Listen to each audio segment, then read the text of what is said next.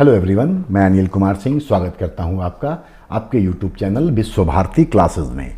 दुर्गा पूजा की छुट्टियां गुजर चुकी हैं। उम्मीद है आप लोगों ने दुर्गा पूजा भी अच्छे तरीके से सेलिब्रेट किया होगा, उसको मनाया होगा। एंजॉय करने के साथ साथ आपने पढ़ाई भी की होगी। अब आपका झारखंड सचिवालय का परीक्षा बहुत दूर नहीं है। डे बाय डे आपका वक्त कम होता चला जा रहा है। आने वाले दिन में अभी दिवाली, छठ और भी फेस्टिवल सामने आएंगे, जहां चाहे अनचाहे आप डिस्टर्ब होते रहेंगे। लेकिन कोशिश ये कीजिए कि पढ़ाई आपका बिल्कुल कंटिन्यू रहे। तो चलिए पूजा के बाद हम भी शुरू करते हैं। और आज हम झारखंड सचिवालय से संबंधित झारखंड के भूगोल से कुछ महत्वपूर्ण प्रश्न आपके लिए लेकर के आए हैं। ज़्यादा बात ना करते हुए हम लोग सीधे प्रश्न की ओर बढ़ते हैं और जहां ज़रूरत होगी हम उसको एक्सप्लेन भी करेंगे हर वीडियो की तरह। तो देखने के लिए आप तैयार हो जाइए। क्वेश्चन नंबर 1, झारखंड के कोल्हान क्षेत्र में किस क्रम की चट्टानों की बहुलता है? किस क्रम की चट्टानों की बहुलता है? सीधा सही उत्तर पर जाते हैं। सही उत्तर है इसका धारवार क्रम, मतलब ऑप्शन बी। धारवार क्रम की जो चट्टानें हैं वो झारखंड में पूर्वी और पश्चिमी सिंहभूम के अलावा सरायकेला और खरसावां में देखने को मिलती है। ये धात्विक खनिजों के लिए जाना जाता है और इसमें iron, copper, bauxite, nickel, silver, gold, manganese जैसे महत्वपूर्ण खनिजों की प्राप्ति होती है। इन चट्टानों को, मतलब धारवार क्रम की चट्टानों को लौह अयस्क की श्रृंखला भी कहा जाता है। तो सही उत्तर है इसका बी। नंबर 2, गोंडवाना क्रम की चट्टानों का निर्माण हुआ है किस तरीके से? तो सबसे पहले सही उत्तर है सी, दामोदर घाटी के तलछट से। सही उत्तर है दामोदर घाटी के तलछट से गोंडवाना क्रम की चट्टानों का निर्माण हुआ है। अब बाकी ऑप्शन को थोड़ा एक नजर देख लें।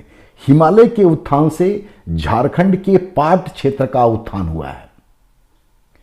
गर्म एवं तरल लावा के जमाव से ग्रेनाइट चट्टानों का निर्माण होता है, जबकि लावा के प्रवाह से झारखंड में राजमहल ट्रैप का निर्माण हुआ है।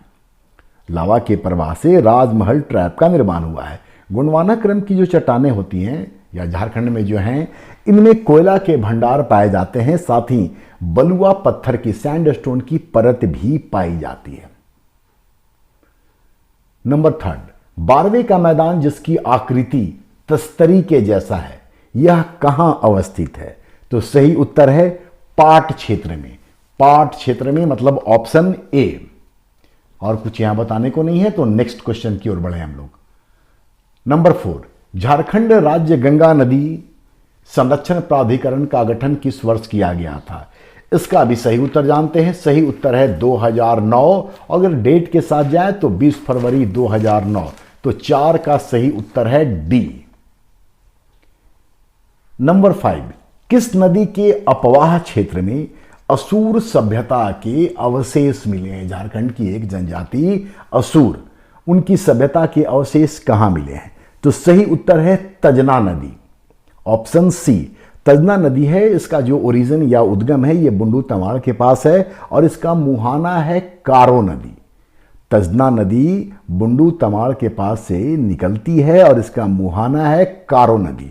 इसके अलावा कांची नदी और रोरो नदी का मुहाना भी कारो नदी ही है।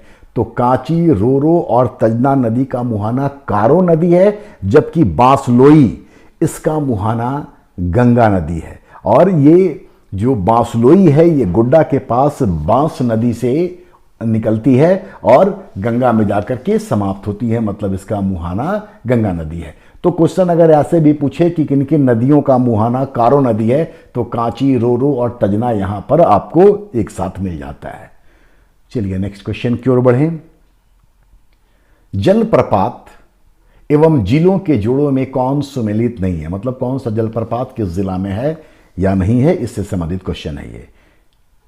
आसपास घूमे होंगे तो ये निश्चित तौर पे आपके लिए आसान होगा। जो लोग झारखंड में रहते हैं उनको ये बिल्कुल भी मुश्किल वाला सवाल नहीं है, लेकिन जो लोग झारखंड को नज़दीक से नहीं जानते हैं उनके लिए थोड़ी मुश्किल हो सकती है। और बड़ी आसान क्वेश्चन है ये। पंचघाघ, सामने लिखा हुआ है रांची, यही इस सवाल का सही जवाब है, क्योंकि ये सुमेलित नहीं है। पंचघाघ जो है ये खूंटी जिला में पड़ता है और ये बनाई नदी पर है। जबकि बाकी 3 ऑप्शन आपके लिए जानकारी है कि घाघरी लातेहार में, बलचौरा गढ़वा में और कुंड जलप्रपात ये पलामू में है। तो पंचघाघ इसका सही उत्तर है, क्योंकि पंचघाघ खूंटी डिस्ट्रिक्ट में आता है।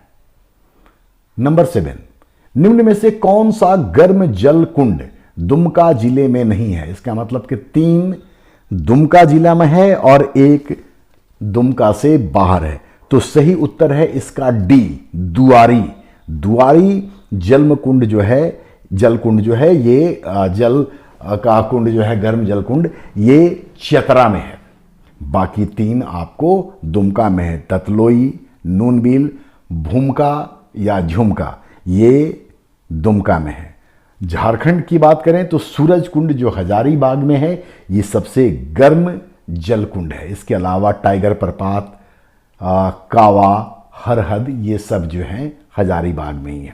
तो सबसे गर्म सूरज कुंड हजारीबाग का, और बाकी ऑप्शन के थ्रू दुआरी चतरा में, और रेस्ट जो ए, बी और सी हैं वो दुमका जिला में है। नेक्स्ट क्वेश्चन देखें। झारखंड प्रदेश में जलोढ़ मिट्टी का विस्तार मुख्य रूप से कहां मिलता है? तो सही उत्तर है इसका संथाल परगना, ऑप्शन सी।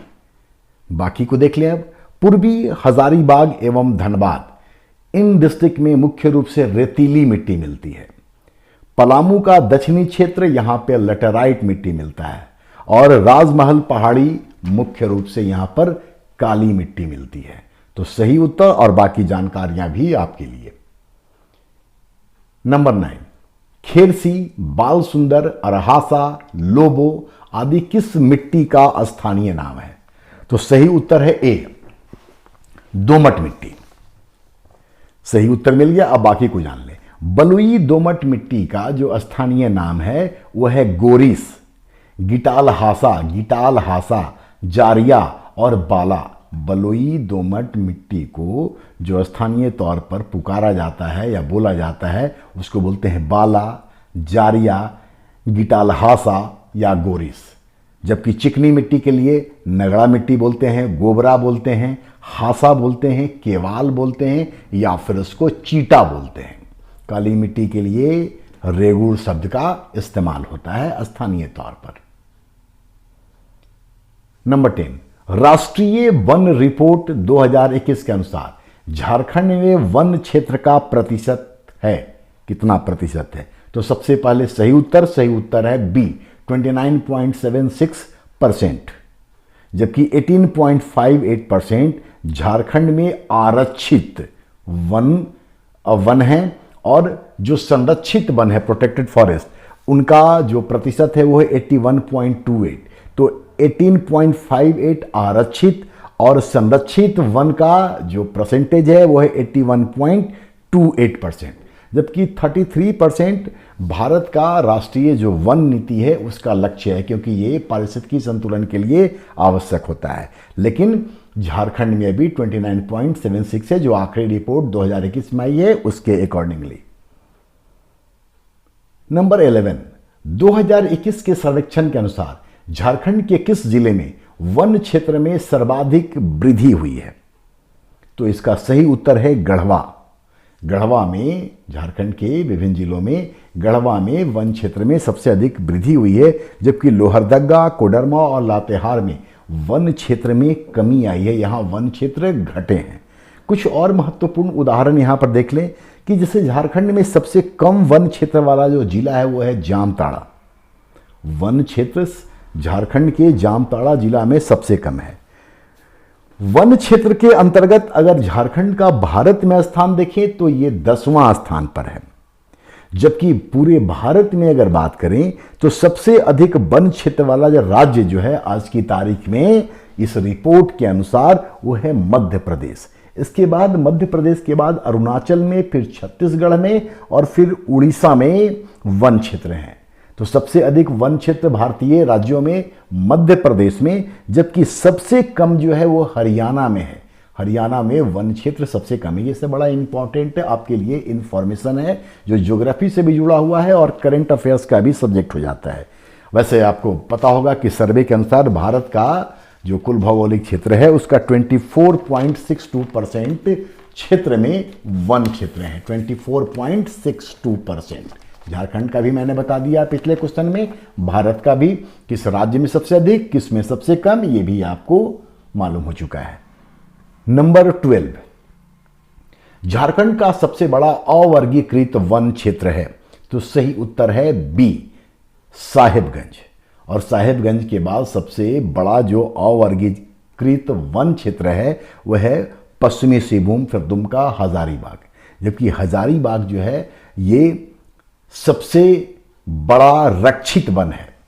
हजारीबाग, पुरहाट और कोल्हान जो है ये संरक्षित वन का सबसे बड़ा क्षेत्र है। तो हजारीबाग रक्षित वन में, पुरहाट और कोल्हान संरक्षित वन में, जबकि इस सवाल का सही जवाब है साहिबगंज या साहिबगंज।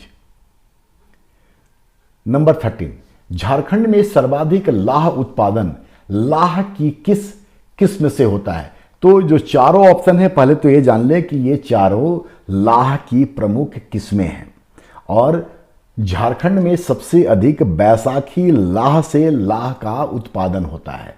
बैसाखी लाह से लगभग लाह उत्पादन का 82% तैयार किया जाता है।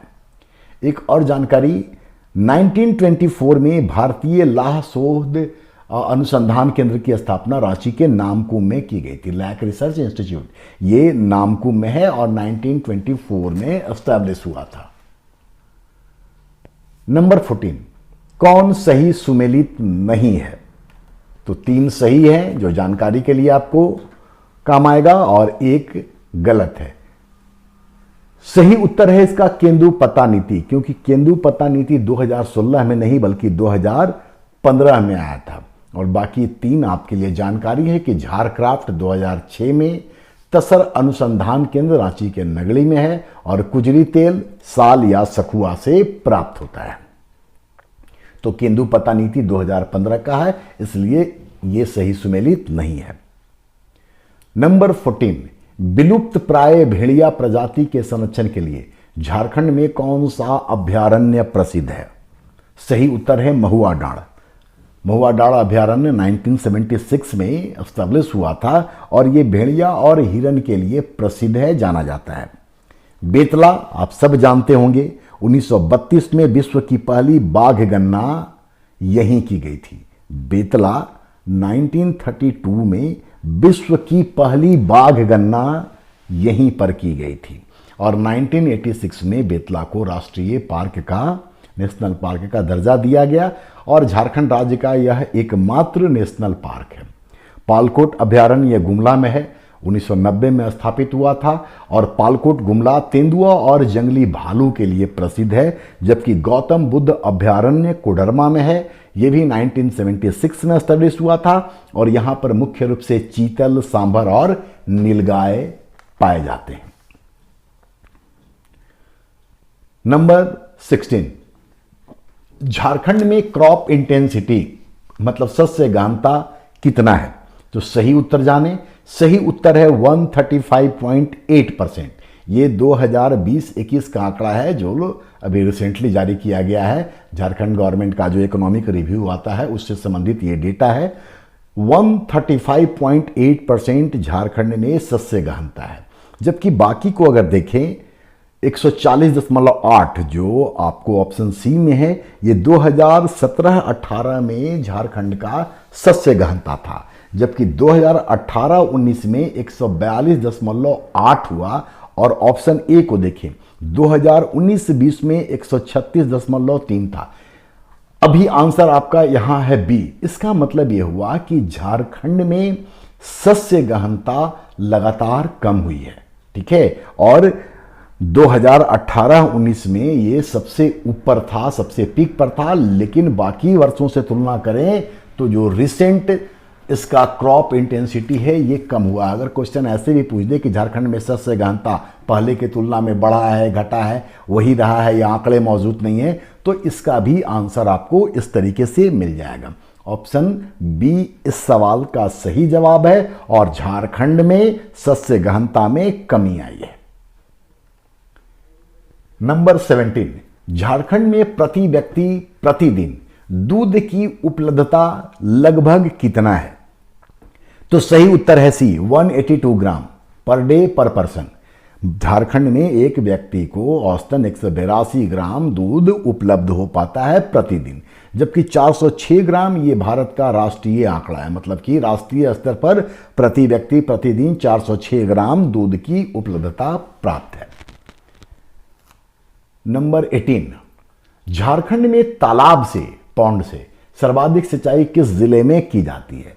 तो सही उत्तर पहले जान ले। सही उत्तर है देवघर। देवघर में तालाब से सबसे अधिक सिंचाई की जाती है, जबकि गुमला में कुओं के द्वारा सर्वाधिक सिंचाई की जाती है। गुमला में कुआं के द्वारा सर्वाधिक सिंचाई की जाती है। लोहरदगा में नलकूप के द्वारा झारखंड में सबसे अधिक सिंचाई होती है, जबकि सिहभूम, सरायकेला एवं खरसावां में नहरों के द्वारा सबसे अधिक सिंचाई की जाती है। नंबर 19, 7वीं पंचवर्षीय योजना के दौरान प्रारंभ होने वाली पुनासी जलाशय परियोजना किस जिले से संबंधित है? पुनासी जलाशय परियोजना किस जिला से संबंधित है? तो सही उत्तर है बी, देवघर। बाकी से पलामू में उत्तरी कोयल जलाशय, औरंगा जलाशय और अमानत बैराज परियोजना ये सब पलामू में है। दोहरा दे हम, उत्तरी कोयल जलाशय, औरंगा जलाशय और अमानत बैराज परियोजना ये सब पलामू में है, जबकि साहिबगंज और पाकुड़ में गुमानी जलाशय है। गिरिडीह में कोनार जलाशय परियोजना है। इस तरह के सवाल भी आपके सामने आएंगे, इसलिए ऑप्शन से जुड़ा हुआ चीज को भी आप निश्चित तौर पर ध्यान रखेंगे। तो सही उत्तर देवघर है इसका, और बाकी जानकारी मैंने आपको दे दिया है। नंबर 20, कौन सही सुमेलित नहीं है? ऐसे क्वेश्चन रखने के पीछे बेसिकली मेरा उद्देश्य होता है आपको अधिक जानकारी उपलब्ध कराना। ऑप्शन को देखें। सुवाली जलाशय परियोजना ये गुमला में है।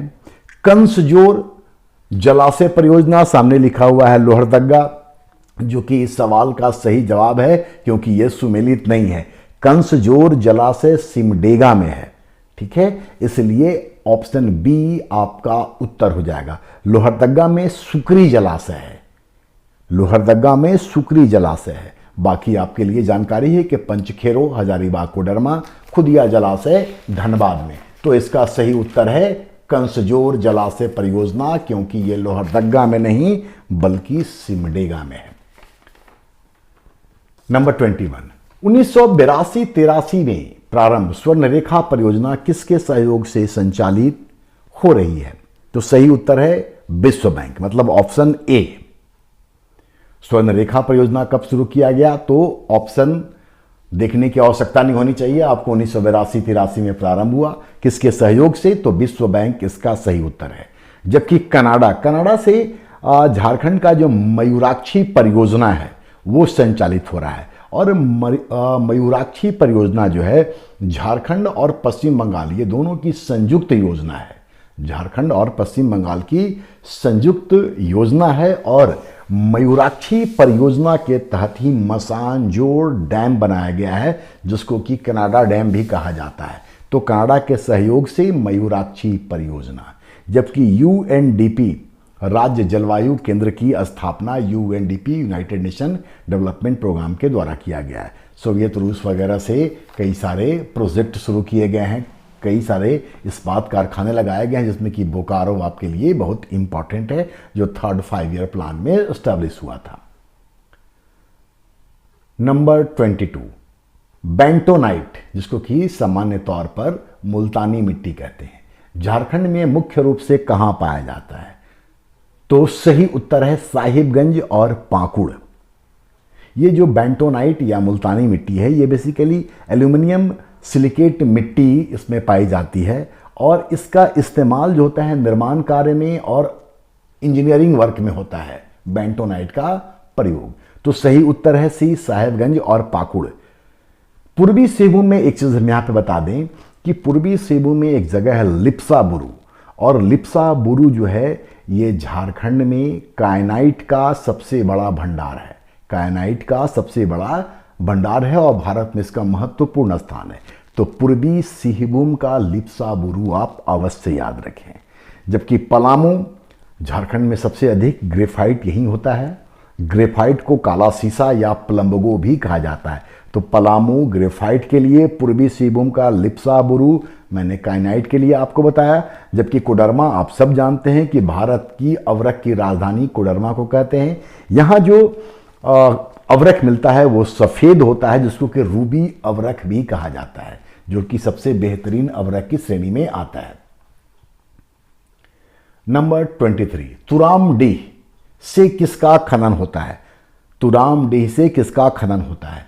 तुरामडीह से यूरेनियम का खनन होता है। ठीक है, ये बेसिकली जादूगोड़ा जो यूरेनियम के लिए जाना जाता है पूरे देश में, उसके पश्चिम में अवस्थित है तुरामडीह, और यहाँ से भी यूरेनियम निकलता है। एक चीज़ और जान ले, यूरेनियम का जो महत्वपूर्ण अयस्क है उसका नाम है पिंच ब्लेड। Pinch blade. तो ऑप्शन ए इसका सही उत्तर है। थोरियम जो है ये झारखंड में रांची, पठार और धनबाद से मिलता है। इल्मेनाइट, जिसका कि प्रयोग अंतरिक्ष यान के निर्माण में होता है, ये रांची में पाया जाता है। और कोयला, आप सब जानते हैं कि कोयला के उत्पादन में भारत में झारखंड सर्वोपरि है, पहला स्थान है। ठीक है, इसके अलावा कोयला उत्पादन की दृष्टि से झारखंड की सबसे बड़ी खान है झरिया खान, जबकि क्षेत्रफल की दृष्टि से सबसे बड़ा जो कोयला का खान है वो है कर्णपुरा। तो इस सवाल का सही जवाब ए यूरेनियम, और बाकी जानकारियां भी आपके लिए। नंबर 24, झारखंड में पहला सीमेंट उद्योग कहां स्थापित हुआ था? सही उत्तर है इसका ए जपला, पलामू में है ये, और ये 1921 में एस्टेब्लिश हुआ था। 1921 में एस्टेब्लिश हुआ था। जबकि डेमोटाड़, झींक पानी, खलाड़ी, ये सब जो है, डेमोटाड़ हजारीबाग में है, झींक पानी वेस्ट सिंहभूम में, और खलाड़ी रांची जिला में पड़ता है। ये सब सीमेंट उद्योग के लिए जाने जाते हैं। तो इस सवाल का सही जवाब है जपला, जहां 1921 में ये उद्योग एस्टेब्लिश हुआ था। सीमेंट के आविष्कारक थे जोसेफ आस्पर्डिन। चलिए आखिरी क्वेश्चन की ओर बढ़े। Garden rich ship builders and engineers limited ये कहाँ है? तो सही उत्तर है इसका धुरवा। धुरवा रांची में है, आप सब जानते होंगे।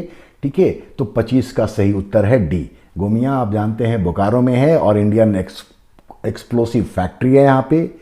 कुमार धुबी ये धनबाद में है, और ये इंजीनियरिंग वर्क्स यहाँ पर है। और नामकुम यहाँ पर भारत वेस्टफालिया लिमिटेड है। इसके अलावा लैक रिसर्च इंस्टीट्यूट है, ये भी आप जानते हैं। तो 25 का सही उत्तर है डी।